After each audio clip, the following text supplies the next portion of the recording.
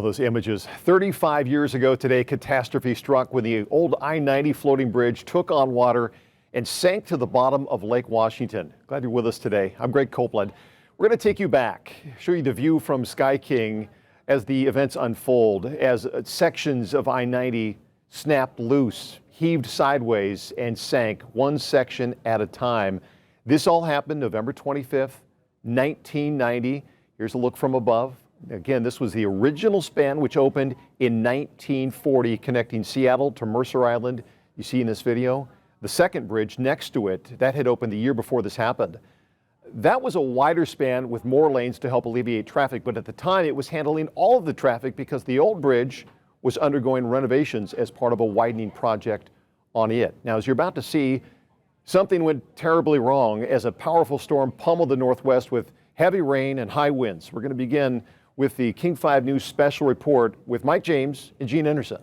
King 5 News. Live from Seattle, this is a King 5 News special report on the Thanksgiving flood and the collapse of the old I-90 bridge.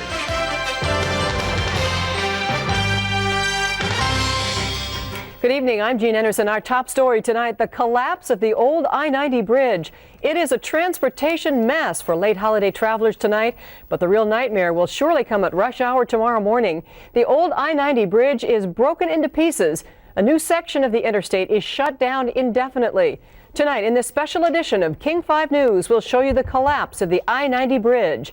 We'll tell you what the state and others are saying about why the bridge went down. We'll offer some advice to commuters who may be down to just one bridge across the lake, and we'll sketch the long political and legal fight over the future of I-90. Mike? Gene, this is a disaster that comes at the worst time for the residents of Western Washington, already damaged by some of the worst flooding ever in the state. Now motorists are looking at a traffic disaster. When the old I-90 shuttered and fell apart today, it also shut down the new I-90 bridge.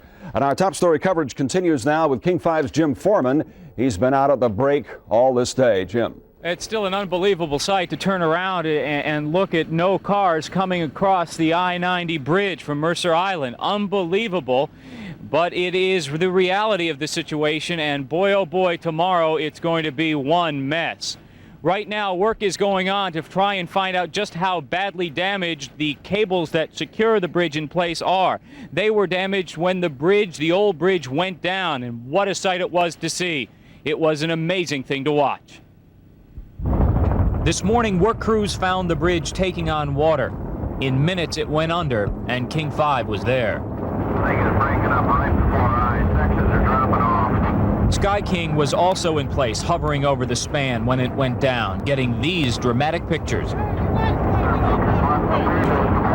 Tonight, Department of Transportation engineers are theorizing that somehow water started pouring through watertight doors, but they're not ready to say how or if anyone is to blame. Ron Kinoshita was on the bridge when it started sinking. He scrambled to safety. Yeah, well, we were in the middle of that bridge there. When you just got off? When we were running around on the pontoons, anytime it could have gone. I was ready to go in the water. The old bridge died a slow death. Hours after the first violent shudders, another section gurgled and was swallowed up by Lake Washington. At dusk, the surviving span, part of the huge high-rise, was hauled away by the tugs. Hauled away so it couldn't do any more damage to the I-90 bridge. Now, just why is the I-90 bridge shut down? Well, the bridge, the old span, was like this over the cables that hold the new bridge. When the bridge collapsed and sank, it rested right on the cables, and divers right now are in the water trying to find out what they can do to shore up those cables to reopen the bridge. But just when the bridge will reopen, that's anybody's guess. King 5's Julie Blacklow was on the bridge when the folks calling the shot from the Department of Transportation were meeting right down there. They'll facilitate. Seattle's mayor, police chief, and state transportation officials gathered on the new bridge to begin planning for the anticipated traffic jams from the temporary closure of I-90.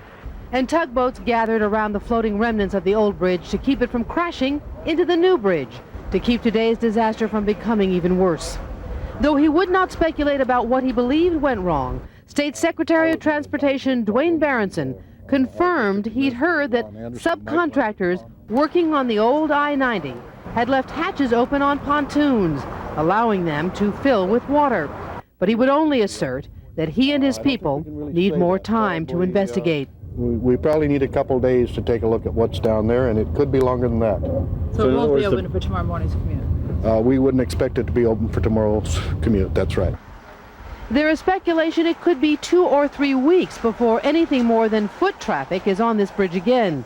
Berenson did confirm there is no insurance for this disaster, and as much as $100 million worth of bridge is either underwater or at risk.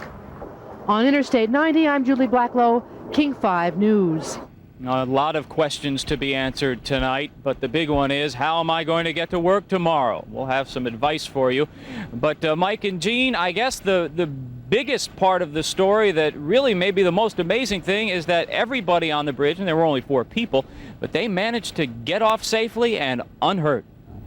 Well, Jim, the best that we could estimate for what Berenson and others said is a hatch on the pontoon was open, and water got into the pontoon, and that's what brought the first section down this morning and another one down this afternoon? Right. These are floating bridges, and what keeps them afloat are these sealed rooms, are supposed to be sealed, of air. Now, there are watertight doors from the outer areas to the inner areas that are supposed to be serving as the floats. Now, apparently, we have been told by at least one person in the State Department of Transportation that those doors may have been left open or may have failed, and that is what their investigation is centering around right now. If they were left open, and that is still speculation, it could leave the contractor potentially liable to pay the cost of cleaning it up and fixing the damage. A pretty shocking sight to see over Lake Washington tonight. Jim Absolutely. Foreman. So there you see Jim Foreman back in the day, I think in his first week here, and that was the big story he got to cover. Jim is going to join us from Fort Collins, Colorado to talk about the event. So good to see you again. It's been a while, Jim. Hey, Greg. It's funny to look back and watch that. How long had you been at King when you were thrust out onto to cover the story? It was my first week. Talk about a baptism by fire. I was in a bed and breakfast that the station was putting me up in while I tried to look for a place to live. And the phone rang and said, the bridge is sinking. And I, what? They just turned on the TV. And I flipped on the TV, and there it was going down. So I raced down there. And the State Patrol at the time was allowing us to go right up to the edge. So we were right there. The road stopped, the bridge was gone, and the water was right there. It was an incredible sight to see. I mean, we can only see so much by looking at some of the old video. And, you know, I was just a teenager back then, and I didn't pay too much attention to it back then. But now looking through all the old videos and watching it, you get a sense of what it was like. But from your perspective, to get that kind of access, it had to just been amazing, quite the spectacle to watch that close up. It was, and it seemed as though things were going to stabilize through the afternoon. But late afternoon, another squall came through, and it was bringing the rain right against those open doors, and more of the bridge went down. And that's when they really started the concern for the new bridge, that these chunks of the old bridge were falling on the cables holding it in place. But it was incredible to be able to talk to the people who were on the bridge, to let the State Patrol and the DOT let us right up to the edge. It was really an opportunity to bring the viewers to the scene of something that no one has ever seen before. You had said in your report that, and we knew there were people on there, obviously they were doing that construction work as part of a widening project and an update. But just before that bridge sank, 4 people were able to get off the bridge. That had to have been a pretty harrowing ordeal for them. Yeah, I talked to bridge engineer Ron Kaneshita, one of the names that I remember 35 years later.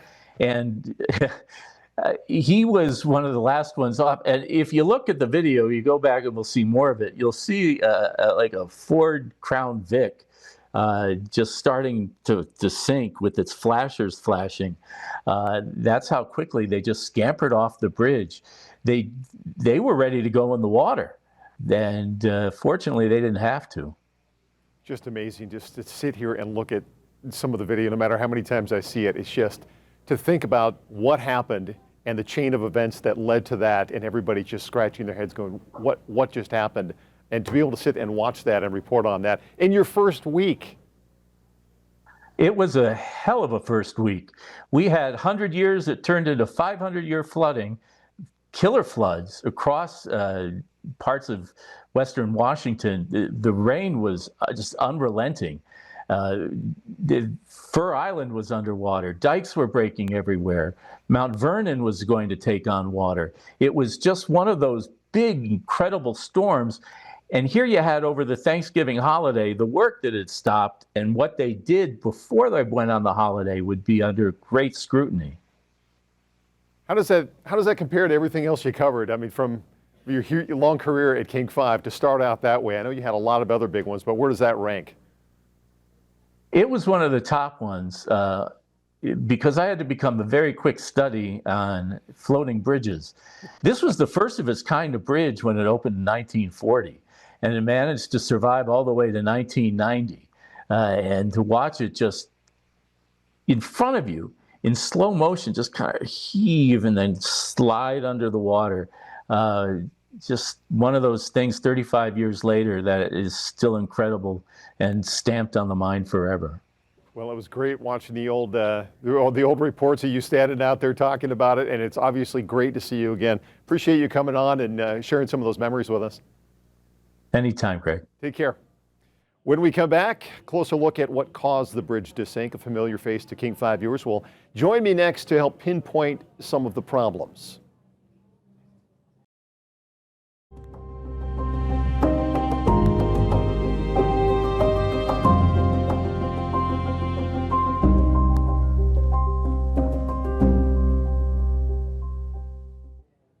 Take a look here. The old chunks of the old I-90 bridge are still at the bottom of Lake Washington today. This is some underwater video from ADD Adventures recorded in 2023. You can still see the concrete sections on the lake bed there. Also the old road grate that if you drove across the old bridge, it made that buzzing noise as you drove over it. Drivers also spotted construction cones, signs, and a lot of other debris littering the area down there. It's all still there on the bottom. Well, Peterbilt, 35 years later. So what went wrong? Who was to blame? Who was going to pay for the damage? And what about any political fallout? King 5 journalist Jim Compton filed this report just a few days after the sinking. Despite repeated warnings from state inspectors that water was building up in its pontoons, despite sporadic attempts to pump out the accumulation of water, despite the fearsome weather the region had experienced in the days preceding, no one was on the old span on that fateful Saturday night. And when they arrived in the morning, it was too late to intervene, as section after section filled with water and plunged to the floor of the lake.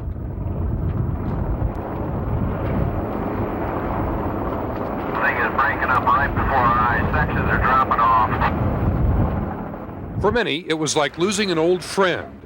When it opened 50 years ago, the bridge was national news, an engineering marvel. 25 floating pontoons, 100 tons of steel and concrete, anchored to the lake bottom by 64 anchors. 5 decades later, the aging structure needed updating.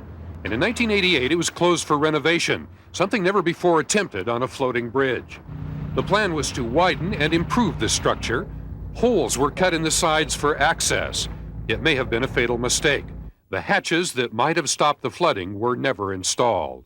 So if you ask in hindsight, would it have been wise to have those holes covered, we would have to probably say, gosh, that would be a smart thing to do. Nor were the interior hatches secured either. The state acknowledged that workers coming and going from the interior were leaving some doors open.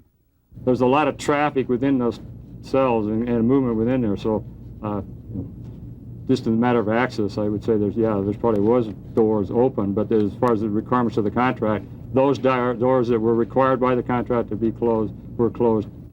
And none of the charts or graphs or bridge inspectors' logs give any compelling explanation of what went wrong. I think we can be pretty definite in saying that we don't know what the cause of the sinking was. We do, however, know the effects. The sinking pontoons severed the cables holding the new bridge in place. And a new, more ominous question arose. With its anchor cable severed, would the new bridge be next? Engineers closed the span, creating a monumental traffic jam. and a flotilla of tugs was assembled to counteract winds that it was feared could damage the new bridge. Ship anchors and chains were trucked to the new bridge in a desperate attempt to stabilize it against the churning winds and waves of the lake. At week's end, there was good news. State Transportation Secretary Dwayne Berenson told us that he hoped to put the old I-90 bridge back in service right on schedule in the summer of 1992. Berenson said all of the sunken or damaged pontoons would be replaced with new ones. His damage estimate is $80 million, and federal funds will more than cover the bill. $100 million will be available to us. Now, that means that in the first 90 days, we will receive 100% of what we expend, and after that, it will be 90 federal, 10 state, with an upper limit of $100 million. The damage will be fixed, but the question lingers. What happened? How did an historic and faithful old bridge die such a sudden and ugly death on a cold Sunday morning? Joined now by longtime King 5 reporter Glenn Farley, now retired for a couple of years, and hopefully you're enjoying it. But always great to have you back and in talking about some of the things we have been watching now. Just like I would expect you to do before you come on here, you prepare and you read the whole Blue Ribbon report that was put out. Blue Ribbon report, I haven't even read that yet. which was pretty fascinating. I mean, the thing you see, when we were talking off camera, you know, what do you remember? One of the things I remember most, you saw the picture of those tugboats. There were 7 tugboats that had cables attached to them pulling the bridge to the south, because it was the south cables that were mangled, sheared off, broken, twisted, unrelied upon, that were down below holding that side of the bridge. So all of these tugboats were out there. You drove across the bridge, you'd see these tugboats, and there were people who said, I'm not driving the bridge if it's being held together by tugboats. I mean, it was just amazing like that. Just to keep it in place. And we had talked about, and Jim had mentioned this, about the open hatches, and we heard that in Jim's report, Compton's report. But you said it was more in depth than that, just because they had been, there were the access ports, but the pontoons were left open, and that's how the water got in. Right. Wouldn't have been a problem if there hadn't been a huge storm. So it could have been, but there were multiple causes. I mean, if I've covered a lot of airplane crashes, things like that. If you look at anything, it's never really one thing. Right. It's never really one thing. It's a combination of different causes. There's a primary cause, as the National Transportation Safety Board would say. I don't think they ever really investigated this. But it was really a kind of a confluence between not only just horrible weather, stiff winds, it rained for like 30 hours before this happened, but it was also the construction that was going on at the same time. And I hadn't really even heard this term. It's called hydrodemolition. So it's using water under high pressure to sort of scrape off the old surface of the bridge, the road surface. But they couldn't just release that water into Lake Washington. So according to the Blue Ribbon report that was commissioned by then Governor Booth Gardner, they were storing that water in the pontoons, in some pontoons on the bridge. Because of the environmental reasons, they couldn't release it because it was full of concrete chips and dust and everything else. So the bridge was already lower than it should have been on certain pontoons. There was one pontoon called A5, which was in the center of the bridge. That was the first one to go. And they also think, so yes, rain seeped into the pontoons. You already had water in there from the construction. And then you had all these open hatches that you already saw, and then water was being blown into the hatches. Somebody thought that was a good idea. And it just kept going. Well, the thing about it is that really the Blue Ribbon Commission found that neither the contractor nor the State Department of Transportation really thought that the bridge sinking was more than a super remote possibility. Right. Nobody was really thinking that way. And as we know, I mean, I believe February and November are the 2 wettest months of the year. And this certainly proved it. Like I said, it was raining for 30 hours. What are your, I mean, you covered iterations of this story, I'm sure, throughout the years. What are your other takeaways? I mean, were there any big lessons to come out of this?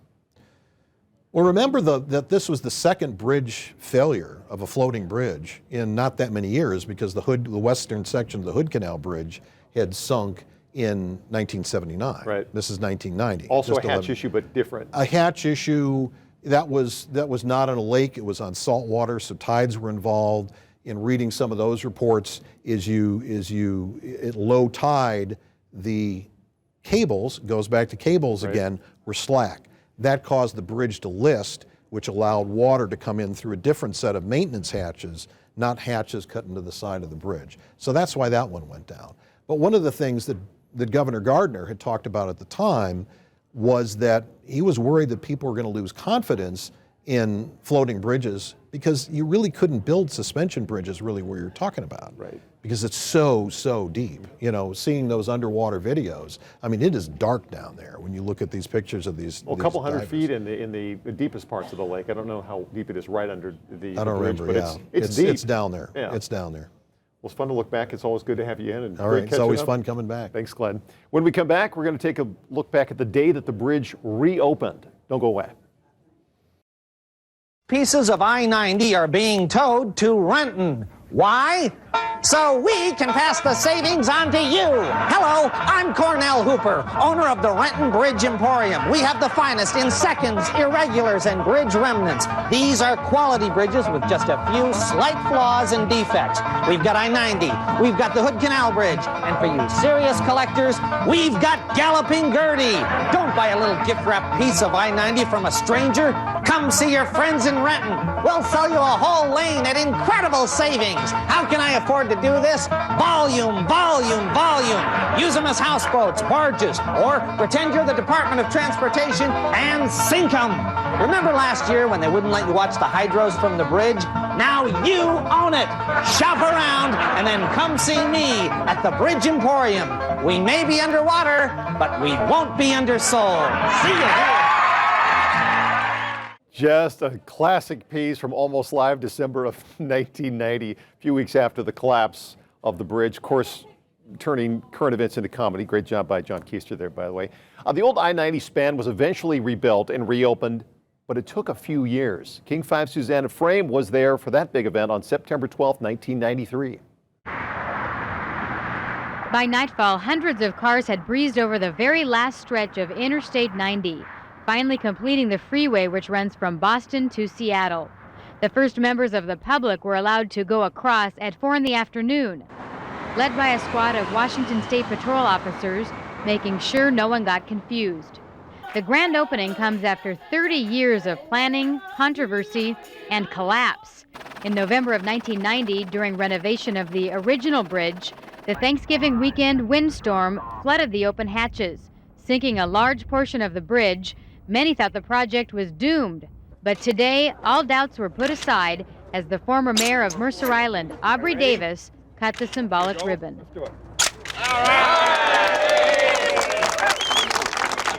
Davis was instrumental in pushing the I-90 bridge idea through in the 70s. It's a relief. My God, we finally got it.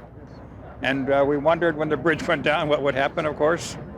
But we worked at it, and we got good support from a lot of folks, and made a lot of things come true that some folks said would never happen. They were wrong. It did happen. A few hours before the public got a chance to cruise the Lacey v. Murrow Bridge, a string of vintage cars, several metro buses, and dignitaries went across. Hundreds of residents came to witness the historic moment. We're excited. It's been a long 30 years. When I was a high school kid, I recall the first bridge being opened here too, so it's rather nice to see how it's progressed. And commuters are already looking forward to fewer hassles going to and from work. Some residents out today are not pleased with the finished product. Pat Healy is one of several Mount Baker residents saying they need more noise protection and a higher wall protecting them from the freeway. This is what's going to separate children and pets from the highway here. There's going to be no other wall, and I feel that somebody's going to get killed. The grand opening and first day of travel went smoothly, but the real test here will be Monday morning when the first weekday commute gets underway. In Sky King over the new Lacey v. Murrow Bridge, Susanna Frame, King 5 News. Well, as we showed you, Jim Foreman led King 5's breaking news coverage that fateful day. when sections of the bridge slid under the waves. It's only fitting that we end with another report from Jim, this time from the year 2000, marking the 10th anniversary of the disaster. Thing is breaking up right before our eyes. Sections are dropping off. It was unbelievable. The I-90 floating bridge breaking apart and piece by piece sinking to the bottom of Lake Washington. Even 10 years later, the memory of it can take your breath away. It was kind of like being in the twilight zone. I just didn't believe it. When I heard it was sinking, total shock, disbelief. It was really an unbelievable, incredible thing. It's not supposed to happen. Aubrey Davis headed the panel that investigated the sinking of the old I-90 bridge. He recalls how it punctuated a week of destructive storms throughout western Washington. Well, I remember the rains were furious. Record downpours left hundreds of square miles of western Washington underwater. People living on farms and in rural communities felt nature's full fury, trying to save their homes and livelihoods in a losing battle with water and mud. So much water and mud. Unknown to most of us, thousands of gallons of water from rain and relentless waves were filling the pontoons that kept the old Lacey v. Mercer bridge afloat. Weighted down just like a ship taking on water one section of the bridge, then another, gurgled to the bottom of Lake Washington. By the end of the day, the 50-year-old bridge was gone.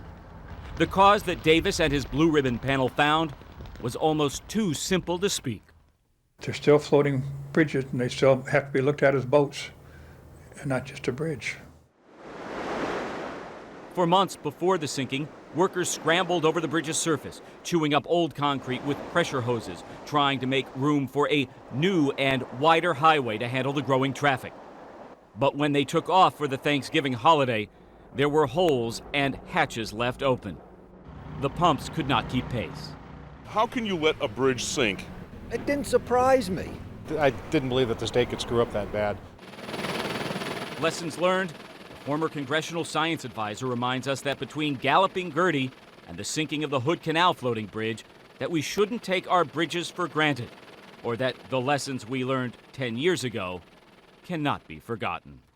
Every technology carries unintended consequences, carries risks. You have to be as old as I am to see history repeat itself. That's an old aphorism, but it does. People forget that we are vulnerable to these unintended consequences. In the end, the state settled with the contractor for about $20 million, and rebuilding the new bridge, the federal government picked up most of the $75 million price tag for that. In Sky King, I'm Jim Foreman. And thanks for joining us for this look back at the sinking of the old I-90 bridge 35 years ago. Thanks to Jim Foreman, Glenn Farley, and everyone here at King 5. Thanks for watching.